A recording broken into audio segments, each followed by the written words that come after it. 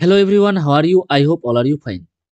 তোমরা যারা এবার মাধ্যমিক দিবে তোমরা সকলেই জানো যে মাধ্যমিকের গণিত বিষয়ে শর্ট কোশ্চেনের অ্যান্সার করতে হয় মোট 36 মার্কের, যেখানে এই 36 মার্ক থাকে শূন্যস্থান, এমসিকিউ শূন্যস্থান এবং সত্য মিথ্যা মিলে মোট 16 মার্ক থাকে। কত মার্ক? 16 মার্ক।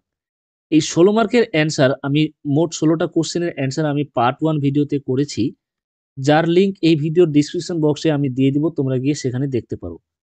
আর আজকে আমি যেটা করব সেটা হচ্ছে 2 মার্কের মোট 10টি প্রশ্নের উত্তর, অর্থাৎ 20 মার্কের আমি আজকে সমাধান করব। যেখানে আমাদের মোট 12টি প্রশ্ন থাকবে, অর্থাৎ এই 12টি প্রশ্নেরই আমি সমাধান করে দেখাবো আজকের এই পার্ট 2 ভিডিওতে। তো আমি ভিডিওটা লং করতে চাইছি না, তাই চলে যাচ্ছি ভিডিওর মূল পর্বে। দেখো আজকের প্রথম অঙ্ক কি বলেছে, 4 এর 1 নাম্বার। বার্ষিক সরল সুদের হার 4% থেকে 3.3 এর 4% হয়, এক ব্যক্তির বার্ষিক আয় 60 টাকা কম হয়, তাহলে ওই ব্যক্তির মূলধন কত হবে নির্ণয় করতে হবে। 60 টাকা কম হয় অর্থাৎ আয়ের মান এখানে বলে দিয়েছে 60 টাকা।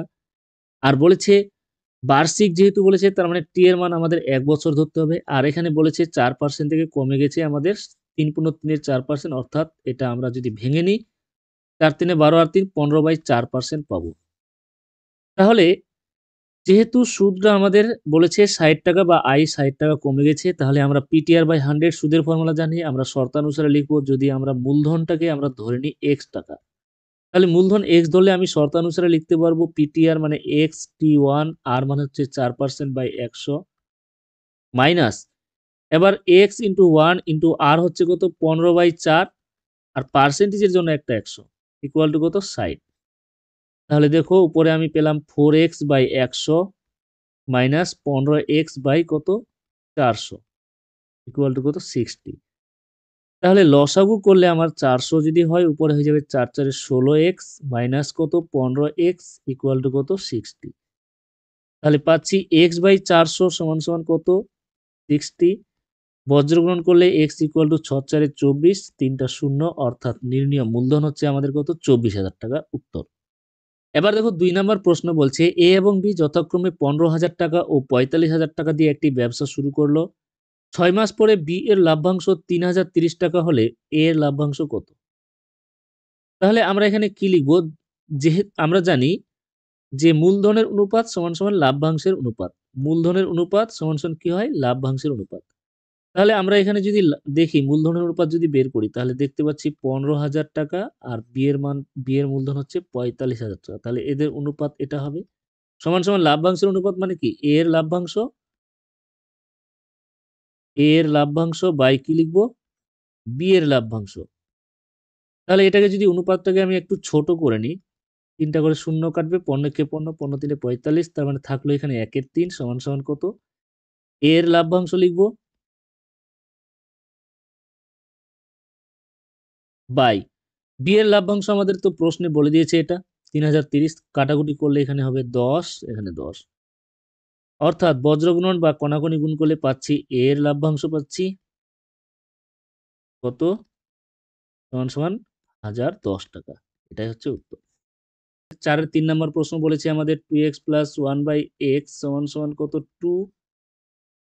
তাহলে এটাকে যদি আমি লসাগু করি x, তাহলে 2x square plus 1 equal to কত পাবো 2। এবার 2x square plus 1 is equal to পেয়ে যাচ্ছি কত 2x। এটাকে আমি বের করে রাখলাম 2x square plus 1 equal to 2x। এখন আমাদের মান বের করতে হবে x by 2x square plus x plus 1।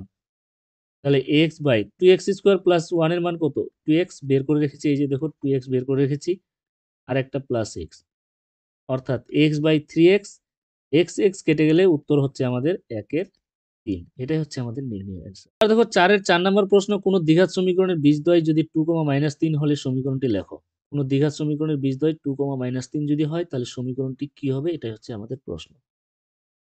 একচল বিশিষ্ট দ্বিঘাত সমীকরণে আমরা দেখেছিলাম যে কোনো একটা দ্বিঘাত সমীকরণের বীজদ্বয় যদি আলফা আর বিটা হয়, তাহলে ওই দ্বিঘাত সমীকরণটার হবে এইরকম x square minus alpha plus beta মানে যোগফল মানে বীজদ্বয়ের যোগফল প্লাস আলফা বিটা মানে বীজদ্বয়ের গুণফল ইকুয়াল টু ডান দিকে 0।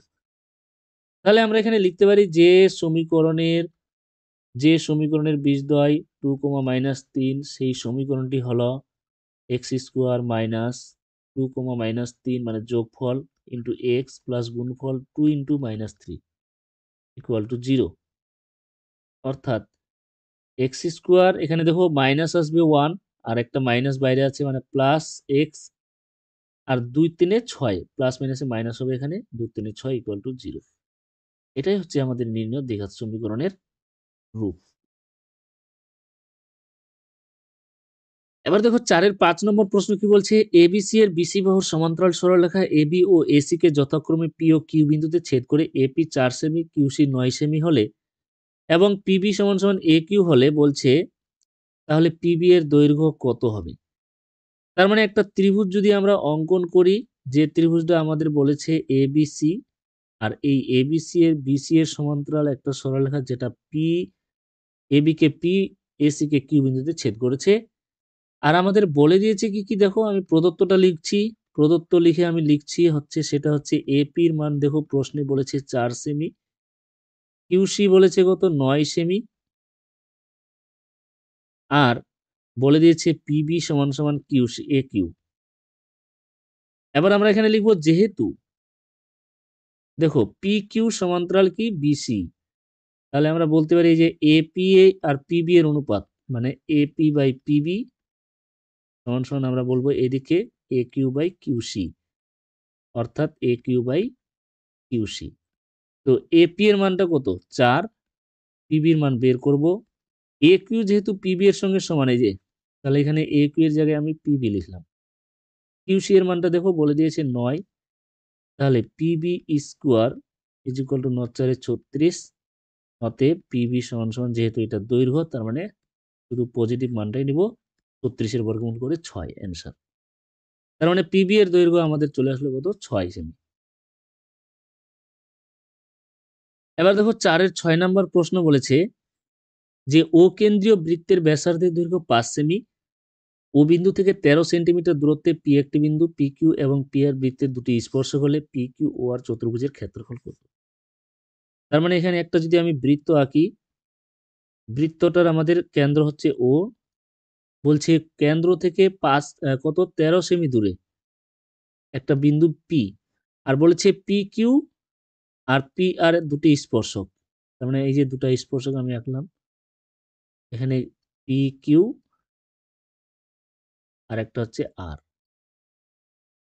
এবার দেখো বলেছে ব্যাসার্ধটা আমাদের বলে দিয়েছে মানে ও কিউ ও আর যদি যোগ করি তাহলে আমাদের ব্যাসার্ধ বলে দিয়েছে ও কিউ ও আর 5 সেমি করে। এই ও কিউ আর ও আরটা আমাদের 5 সেমি করে বলে দিয়েছে। তাহলে প্রদত্ত আমরা লিখতে পারি কি, এখানে ওপি বলে দিয়েছে 12 সেমি না 13 সেমি, আর ও কিউ সমান সমান ও আর সমান সমান কত 5 সেমি। আর দেখো যেহেতু একটা মানে বহিস্থ বিন্দু থেকে বৃত্তের স্পর্শক আর ওই বৃত্তের ব্যাসার্ধ পরস্পর সমকোণে থাকে এটা আমরা জানি, তার মানে এটা 90 ডিগ্রি হলে এটা ওপিটা হচ্ছে আমাদের কত 13 সেমি বলে দিয়েছে। তাহলে ত্রিভুজ ওপি কিউ থেকে আমরা কি পাবো বলো, সমকোণী ত্রিভুজ ওপি কিউ থেকে আমরা যদি এখন পি কিউ এর মানটা বের করি, পি কিউ সমান সমান কি হবে, পিথাগোরাসের উপপাদ্য খাটালে 13 স্কোয়ার মাইনাস 5 এর স্কোয়ার, অর্থাৎ 169 মাইনাস 25 বিয়োগ করলে পাবো 144, 12 আসবে আমাদের বর্গমূল।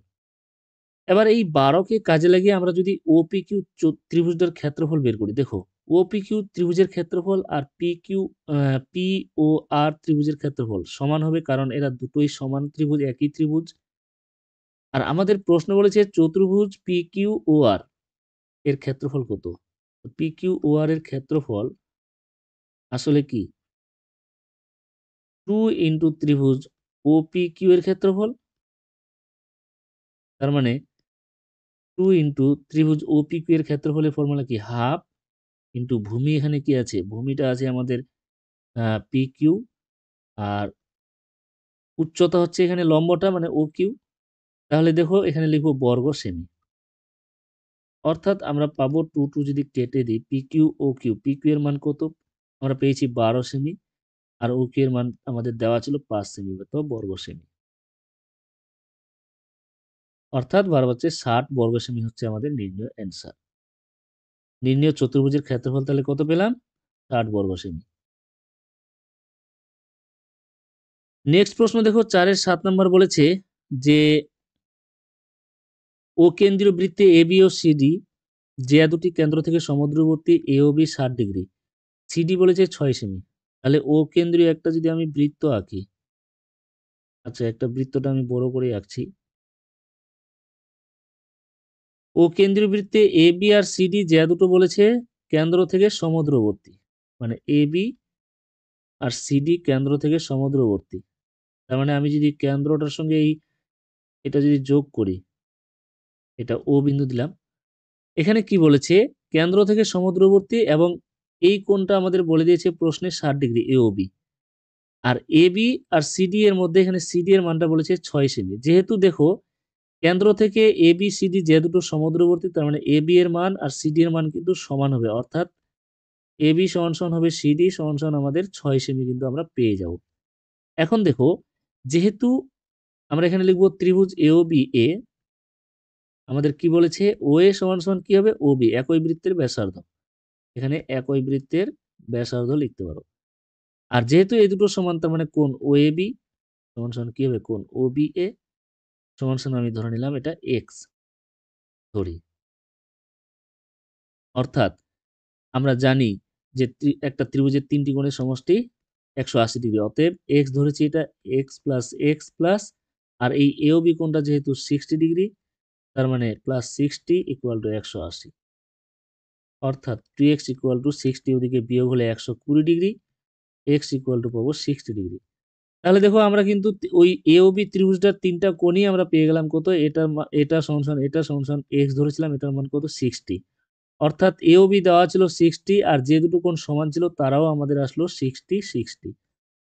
তার মানে যেহেতু 3টা কোণ সমান 60 ডিগ্রি করে, তাহলে ওই ত্রিভুজটা এ ও বিটা, ওই এ ও বি ত্রিভুজটা আমাদের কি একটা সমবাহু ত্রিভুজ।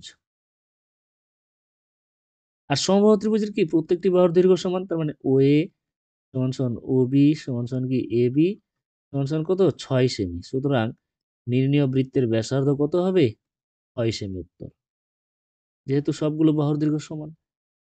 এবার চলে যাচ্ছি পরবর্তী প্রশ্ন কি বলেছে দেখো। এবার 8 নম্বর প্রশ্ন আমাদের সমাধান করব। tan theta plus cot theta বলেছে আমাদের কত 2, অর্থাৎ tan theta plus 1/tan theta সমান সমান কত 2।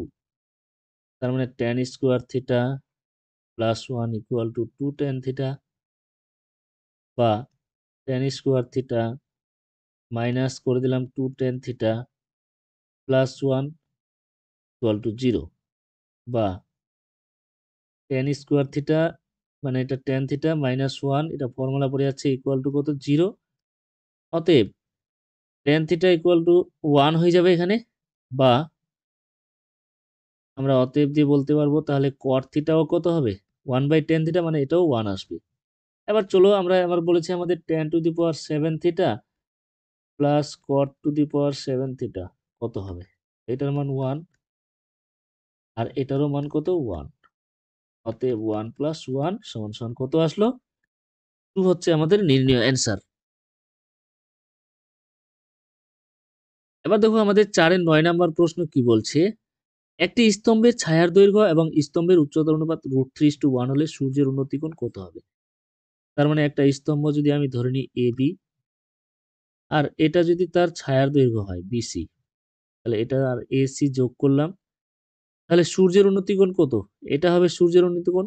আর এই সূর্যের উন্নতিকোণ যদি আমি থিটা ধরে নিই, তাহলে আমাদের প্রদত্ত আমাদের এখানে কি বলেছে দেখো, প্রদত্ত বলেছে কি বলেছে ছায়ার দৈর্ঘ্য আর স্তম্ভের উচ্চতার অনুপাত। তো ছায়ার দৈর্ঘ্য তো এখানে বিসি, তার মানে BC is to A B স্তম্ভ ইকুয়াল টু √3:1। এখান থেকে আমরা লিখে রাখছি বিসি বাই এ বি সমান সমান কত √3/1, এটাকে 1 নাম্বার দিয়ে রাখলাম। এখন সমকোণী ত্রিভুজ এবিসি থেকে আমরা কি পাবো, এবিসি থেকে আমরা পাবো লিখতে পাবো যে tan থিটা সমান সমান কত লম্ব বাই ভূমি এখানে এবি বাই, তাহলে কি লিখবো বিসি, অর্থাৎ tan থিটা সমান সমান দেখো এবি বাই বিসি, এখানে বিসি বাই এবি √3/1, তার মানে এবি বাই বিসি কত হবে 1/√3/1, অর্থাৎ tan থিটা সমান সমান আমি এখানে 1/√3 মানে কত tan 30, অতএব থিটা সমান সমান আমি পেয়ে গেলাম কত 30 ডিগ্রি, অর্থাৎ সূর্যের উন্নতি কোণ হচ্ছে আমাদের 30 ডিগ্রি। এটা হচ্ছে আমাদের অ্যান্সার।